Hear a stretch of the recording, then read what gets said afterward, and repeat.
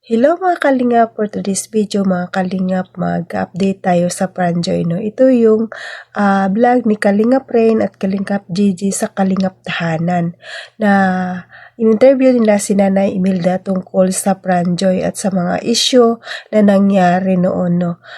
Pero sabi ni Nanay Imelda, wala na yun, tapos na yun, no? Wala nang issue, kaya parang good news ito sa atin mga Kalingap kasi parang magkaroon na sana na sa susunod na episode ng Pranjoy, sana magkatotoo at tuloy-tuloy ang Pranjoy, no? Kasi marami din talaga nagtatanong kung kailan magkaroon ng Pranjoy.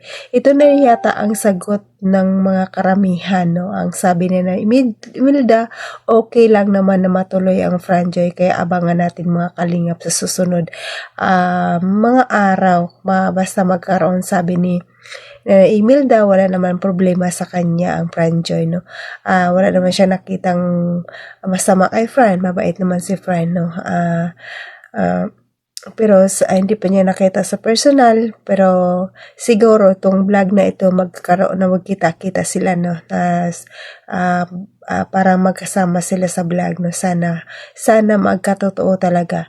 At bago ko ipanood ang video mga Kalingap, pag-support ang aking munting channel, Jasmine Survive channel. Kung di ka para ka-subscribe sa aking channel, please subscribe and don't forget to hit the notification bell para updated ka sa aking mga video na ina-upload mga Kalingap.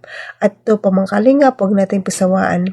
Pasalamatan ang ating mga Kalingap, Bal Santos Matubang, ating vlog, Kalingap Rab, Kalingap Ido, Jack Tapia Matubang, charity vlogger sa buong mundo na tumutulong sa ating kababayang mahirap. At andyan din po ang K-Boys at mga reactors at mga kasama namin reactors sa Kiss SD. Supportaran natin mga Kalingap. At ito lang ang sasabihin ko mga Kalingap, panoorin na mabuti ang video bago magkomento para alam niyo talaga ang nilalaman nito mga Kalingap.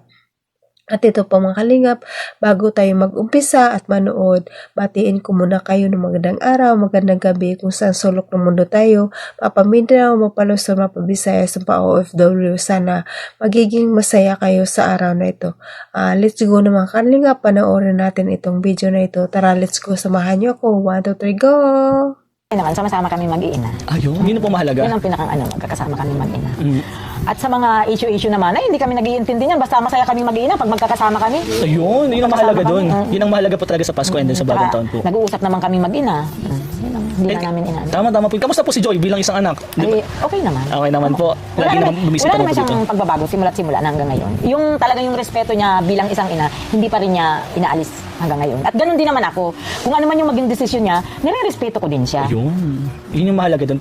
Parang kumbaga sa para lang kami mag-ina na, parang sabi ko na, para tayong magkaibigan, sabi ko sa kanya. Kung ano yung problema mo, sabihin mo sa akin. Kung may hindi man ako nakikita sa iyo na hindi ko gusto, di sasabihin ko naman sa iyo. Uy, ganda mag-ina. And alam ko naman po si Joy po is open naman po yan sa'yo. And hindi po ni Joy sisirain yung tiwala mo. Lalo na po sisirain yung tiwala ng Team Kalingap. Alam ko po, napaka-solid ni Joy Diwata sa Team Kalingap. Yan ang parati namin pinag-uusapan. Ayun. And ngayon naman po, New Year, it's 2026. Ano naman po ang New Year resolution mo po? Di ba nung mga nakaraan po, yung mga nakikita mo po na dapat itong 2025 ginawa ko na para maging okay. Ano po yung mga New Year resolution mo po? Wala akong ibang basta yung mga anak ko, maayos ang kalagayan nila, yung ilayo sila sa mga karamdaman, at lalong-lalo naman na yung mga nagmamahal sa anak ko. Ayun.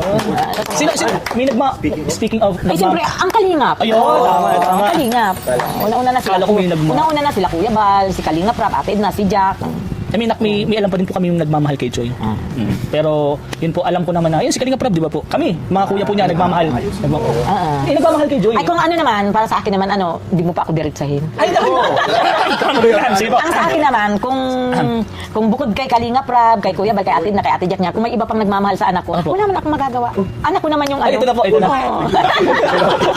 Hindi ikaw. Hindi ko, siyempre, ano naman yun, sasabihin naman ni Joy, bali kung may nanliligaw man, subukan na natin kanina. Kung may manliligaw man dyan, siyempre, kung sino ka man nanliligaw ka, duman ka muna sa amin. Ay, joke lang. Ano po ganyan mga gusto mo kapiyan? Ganun? Ang bait, sobrang bait ni nanay. Kasi napaka-understandable niya. Eh, din nga sabi, narinig na po natin, kung sino pa man yung nagmamahal kay Joy, nagpapasalamat si nanay. Basta wag niyo lang pong sasaktan si Joy. Kasi madami po kayong makakalaban. Ay, mga and yun naman, ano pa ba? Saka simula't-simula naman talaga bang pinagkakatiwala ko yun sa inyo. Yes, yun yung mahalaga po noon. And alam naman, kay Kuya Rab niya. And alam naman po na hindi po parang walang gagawin po si Kalingap Rab na ikakasama ni Joy. Di ba? Simula pa po, di ba? Hanggang ngayon. Hanggang ngayon. Kaya Sobrang mahal po talaga namin, sa kanila. sobrang mahal po namin si Joy, kaya don't worry po, hindi po namin papabayaan si Joy. And Salamat. next, sino po kasama mo pala dito sa bahay? Ako lang. Ikaw lang po. Nasaan po yung iba mong anak? Ay, si may bahay Mambagayo. Sige. Tsaka ano naman, paggabi, magkausap man kami ng mga bata ni Joy. Ay, nagka-call po kayo? Oo, kahit pag nasa eskwelahan sila, pagkainan niya, natawag sa akin. So, yun. Siyempre, inaalam ko pa rin kung ano yung nangyayari sa kanila. Bago sila, sa gabi, pag nakauwi na sila, tinatawagan ko sila. Nice, tama po yun. Tinatanong Para ko kung andun pa nasa din po yung bahay na attachment sila. yung mag-anak. Ikaw, bumibisita ka din po sa kanila? Oo naman, tsaka nagsasabi naman siya sa akin na, malabas kami ni Bunso, makain kami. Wala man siyang sinasabi, basta kakain sila. Alam ko naman may kasama yun. Uy! Si kapatid, yung kapatid. Oo, yung kapatid. Bukod pa doon. Tsaka si Joy, hindi ko naman na siya pwedeng diktan kasi may isip na siya. Nasa tamang edad baga siya.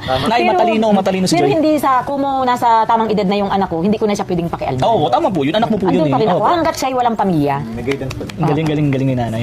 Napakabait ni nanay and napaka-supportive sa mga anak. Ito naman, nay, dahil medyo good vibes pa lang po yung mga tanungan na ito. Bumunta po tayo dun sa mga issue. Ano po yung mga naramdaman mo? And syempre, nagsasabi din po sa yung mga anak mo po, di ba? Ano po yung mga ginawa niyo noon para ma-overcome yung mga issue na yun, mga basher, mga parang nananakit through pagsasalita, pagko-comment po. Ano po yung ginawa niyo po? Ay, doon sa ano naman sa mga issue na yun.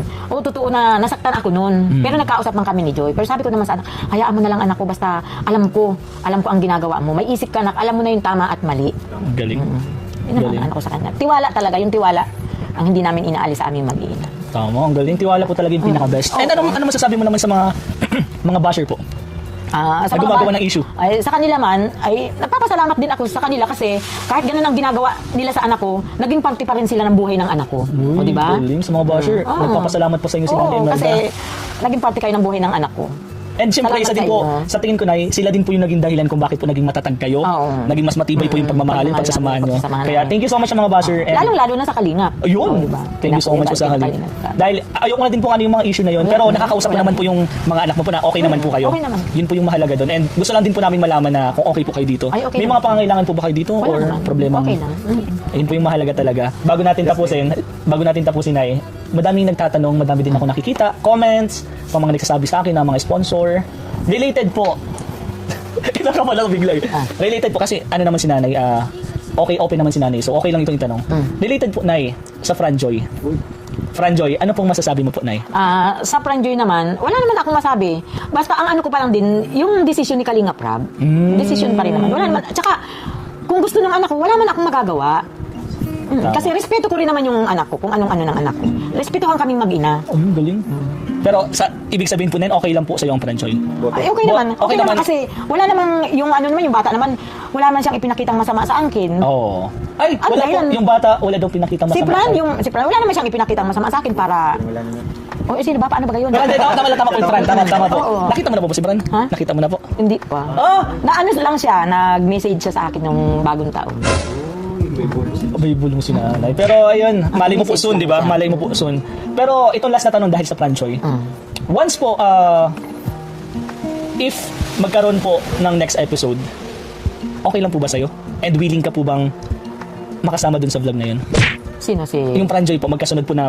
Kasi ngayon po kasi nakapost po ang Franjoy. Naka-stop po muna siya. In case po na gawan po ng next episode, okay lang po ba sa'yo or willing ka po bang makasama dun sa vlog na yun? Parang katulad po ng dati kapag bibisitahin ka po dito. And yun yung tulad po ng ginagawa dati ng mga serye-serye po. Okay lang po ba sa'yo? Kung okay sa anak ko, okay din sa akin. Di ba sabi ko nga? Respeto na talaga. Respeto, oo. And parang tinitiwala mo po talaga siya kay Kalinga Prab. Simula't-simula naman. Simula't-simula naman baga. Simula't-simula na. So, yun, guys. Kay David pa, kay Dan pa. Talaga. Oo, yung Totoo tiwala. naman, Yung totoo tiwala naman. ko talaga sa kanal hindi yan nawawala. Totoo naman. And ayun, tingnan mo naman po kung gaano katatag si Joy. ngayon, di ba? And anong year na po ni Joy? Second year na baga. Magti-third Third year na. Nagjo-third year na. Third year?